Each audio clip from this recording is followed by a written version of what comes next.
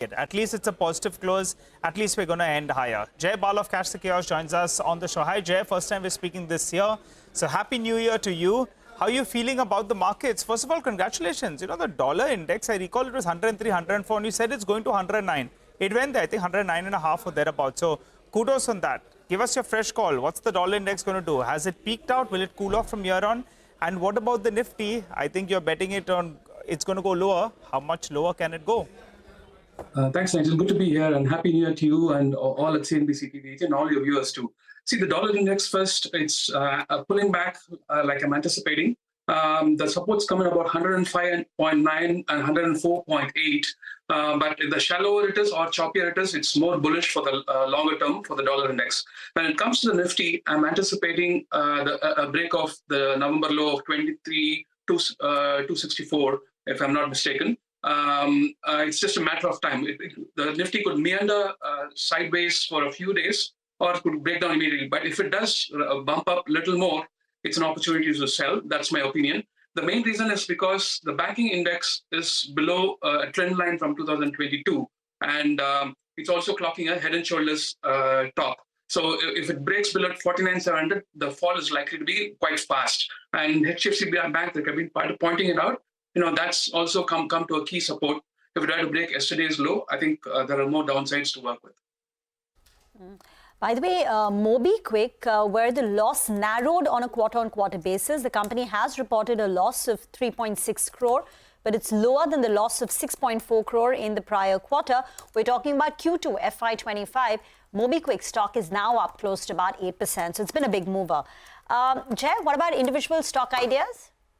Yeah, I have one long and one short today. The long is on Aegis Logistics. I was hoping the stock would stay down when I'm speaking, but it's actually spiked up in the last 15-20 minutes. I'm anticipating this stock to buck the lower trend and go to somewhere about 1,500. A stop loss at about 749 is required. If the stock were to touch about 1,100 ballpark, some partial booking might be ideal. But you know, the stock is looking quite strong, and when the markets were down about a percent and a half, this stock was going up 7.5%. So this is a stock that's swimming against the stream. It's a very strong stock on the long side.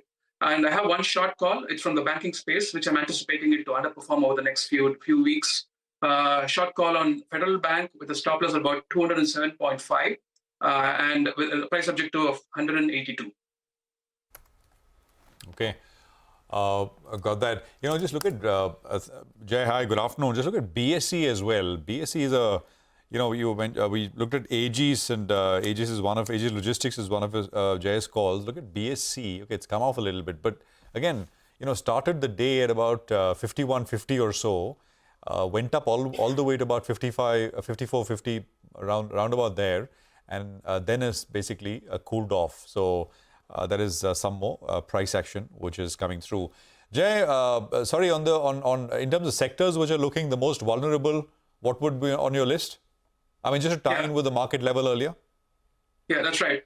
Banking is one, and see the problem is I've been pointing out of Reliance underperformance being a non-starter for the bulls from August. So that's 10% of the market, and the banking index is 1/3 of the market. So, you know, we have more problem coming through for the markets. And the other one is the BSE Capital Goods Index. You know, if you look at it, it's actually broken the trend line from the pandemic low. If you connect the low of 2022, it was supporting the lows of November and December. The markets are now trading below the trend line starting from the pandemic low.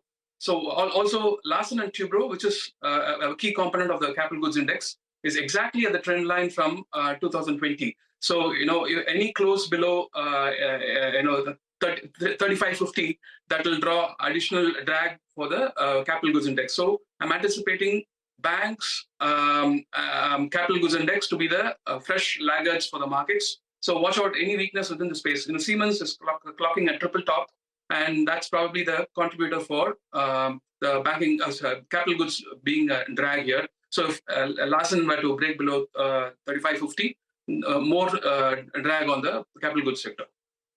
Okay, triple top on Siemens. Pretty ominous there with banks and capital goods. You're saying that both of these, you know, economy-facing segments are flashing red. Then talking about possible safe havens, Jay, how are some of the larger IT names looking? We're anywhere, now running into earnings season.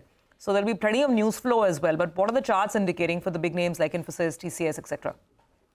I've been, asking people to avoid Infosys and TCS for quite some time now. Infosys has defied that and has come to record highs and then come back lower. But TCS is behaving quite well and it's quite weak.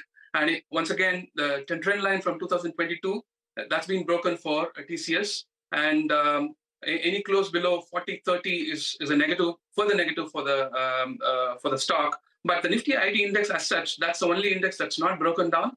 The key support is at 41,000. As long as the 41,000 holds, you might look at the stretched mid caps like Coforge and Persistent. But you just be pushing a luck too much. So be very, very light on it. And 41,000 on the Nifty IT index is extremely important. In fact, actually 42,500 some people might consider that as a breakdown as from a head and shoulder stop. So 42,500 and 41,000, very important levels for Nifty IT index. A quick word on Reliance Industries, last year's big underperformer, but today you're seeing good price action, good volumes. Is there more upside? See, I would have preferred Reliance to make one more low below 1,200. 1,200, that would have completed a bottom formation for the stock. But unfortunately, the stock printed 1,239 before printing 1,201. That says that probably two more sequence of lower lows coming for Reliance Industries. But it's not a short because the risk reward isn't that great. Probably I'm anticipating it to bottom around 1186 to 1040. So so have these two numbers in as projected levels. Once those two levels come through, then we can look at buying Reliance. Probably a sizable rally is due post that. Okay, all right. Just hold on, Jay. We'll quickly take stock of the market as we're getting